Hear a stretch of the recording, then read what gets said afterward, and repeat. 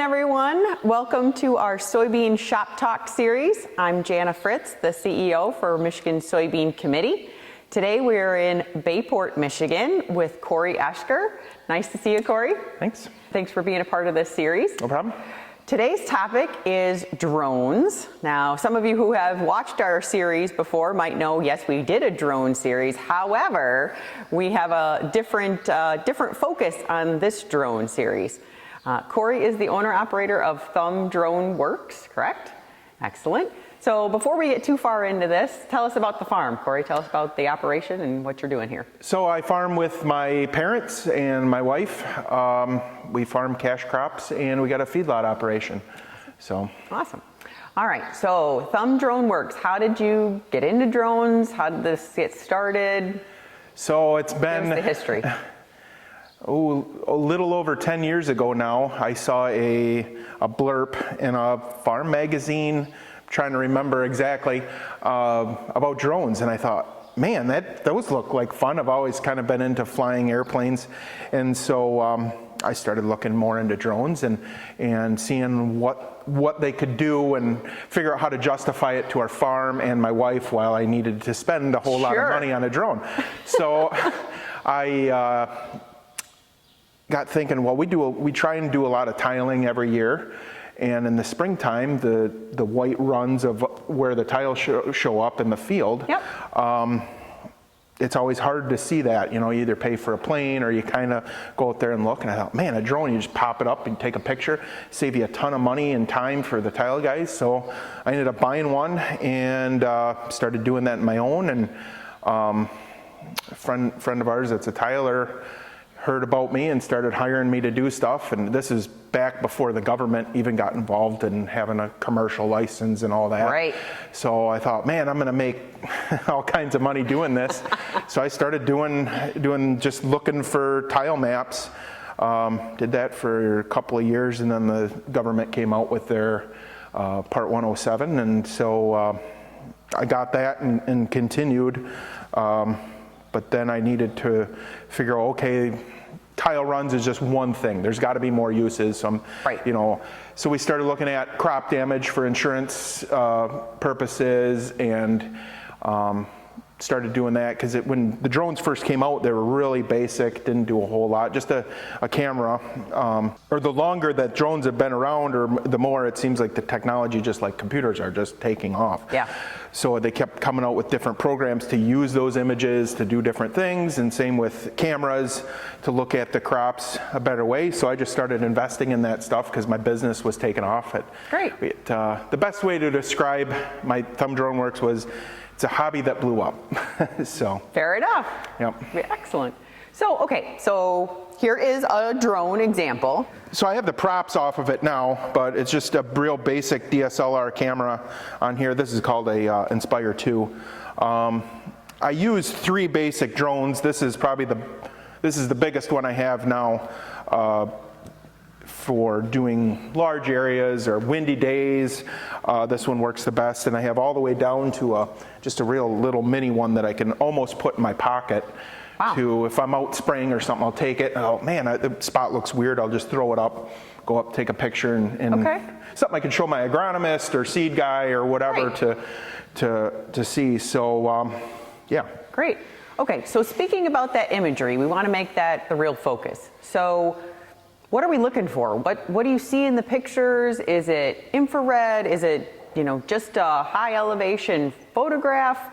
What are you taking pictures of? What are you gleaning from these pictures? What do you learn from them? Well, when you're standing on the road or on the end of an 80-acre field, you're only looking at a very small part. So it's hard to see what the whole picture of the field is, or the whole quality of the field. I mean, even walking in, you're not going to see it. I always like using an example. We have an 80 around our farm, and we had weed in it one year. Mm-hmm. And like I did all the time, I'm up messing around with the drone, and I looked in the very back corner, and there was a spot the width of the fertilizer spreader, about 100 feet long, that was missed. So the elevator forgot it, ran out, who knows. So I was able to use that simple image, that 2-minute flight, yep. To be like, hey, we need to go out and take care of that, and we did. And that alone, that spot alone paid for the drone. So it's as simple as that. Yep. Or like I said earlier, finding tile runs. And then once the crop continues on, then we start getting into infrared. So we can go in and take infrared images. With a lot of your infrared cameras, you need computer programs. We like to use one called Drone Deploy. Okay. So it actually takes control of the drone. It flies the drone over the field, taking a picture every 3/4 of a second, something like that. Wow. And then it's georeferencing that picture, stitching it together, and creating like a Google Earth image, only much, much clearer. Sure. And from there you can, the sky's the limit, no pun intended. Uh-huh. So, yeah. Awesome. Okay. So then you get these, let's talk about the infrared. You get those back, take those to your agronomist. In the season, you're identifying pest pressure, you're identifying disease pressure, all of the above. What are you able to glean? All of the above. Our agronomists and us, we love creating layers, whether it's mapping when we're spraying, mapping when we're planting, mapping when we're combining, and then we also use satellite imagery because it's hard to cover all your ground efficiently with a drone. Drone, it can only do so many acres in a day depending on what you're doing. So we use satellite imagery, health imagery, to determine where to fly the drone. So there's another layer, and then we fly the drone. We try at least once a year to fly everything. Okay. But like sugar beets and dry beans, it's a couple of times a year for just see if we need to go in a replant and then crop health through the year. Okay. And your infrared actually helps that because the infrared sees the quality of the beet or bean or corn or whatever you're looking at. Yeah. Kind of looks very similar to a combine yield map. So. Okay. Okay. And then speaking then all the way to harvest, that's another layer, right? Your combine yield map, Yep. are you including that in your layering Yep, of so your we data? can start building better areas in our fields and on our farm to create better, more accurate variable rate seeding, or whether it's variable rate nitrogen, different things like that. Awesome. So Okay. just getting the most out of, they're not making any more ground, it's getting more expensive, so we got to be as efficient as we can with what we got. Good. Excellent. Yeah. So Corey, over the years that you've been using the drone to make decisions on your farm, what has changed, right? Have you adjusted your row spacing? Have you adjusted any of your application rates? What changes over time have then seen some additional profitability for this farm because of your drone use? So 10 years ago, we didn't have variable rate seeding, we didn't have variable rate nitrogen. The drone images definitely helped us adapt to that much easier to see, because we're able to see the changes in the fields by like I said, variable rate fertilizer, variable rate seeding, stuff like that. So Great. And then a new change, actually, it's standing behind us, is Y droppers. We're going to start making multiple applications with the sprayer, with help of drone images and other things. So Awesome. Okay. So if another farmer in the area or anywhere, any farmer watching our series wanted to get into utilizing a drone, how would you recommend they go about doing that? What's kind of some early steps to educate themselves and potentially get involved so that they can do this on their own farms? One thing, it seems like the cost of a drone, they make cheaper drones now, but the cost of the drone itself really hasn't changed. They're all right around, for a good quality drone that an average farmer needs, they're right around $1,000. Okay. But the one thing that has vastly improved is the technology on the drones. So you're getting a lot more bang for your buck.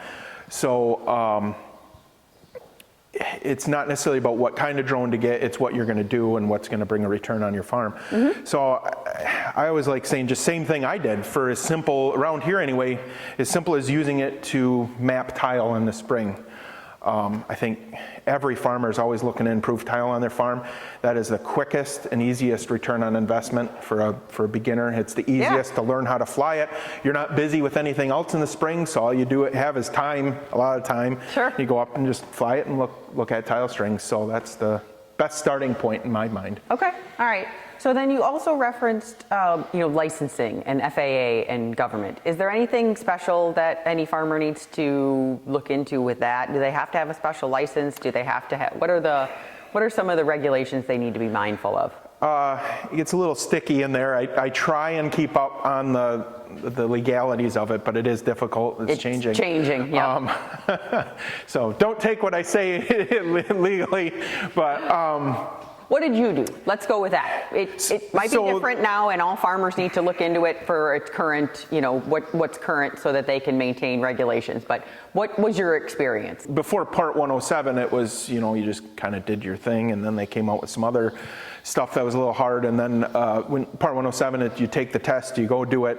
But to kind of determine that you needed to do it, the main definition is if you're going to be making money off your drone, so commercially flying. Yep. So if you're doing it for anybody, you need that commercial drone license. Okay. So which brings me into the sticky part. Technically, a farmer, even if he's flying it for himself, is it commercial?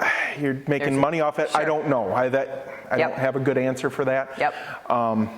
But so farmers should be mindful of that. Yes, yes. Be like anything you use on a farm, you got to be respectful to others, and be respectful where you're flying and the people around you and stuff like that. Absolutely. Good. Okay. Well, that's great. We appreciate your time today, Corey. Thanks for sharing your experience with the drone and how you use it on your farm. Thanks. Thanks again for joining us for Soybean Shop Talk. If you or anyone else in your area are doing something innovative on your farm and would like to be featured on this series, please get in contact with our Michigan Soybean office. Thanks again.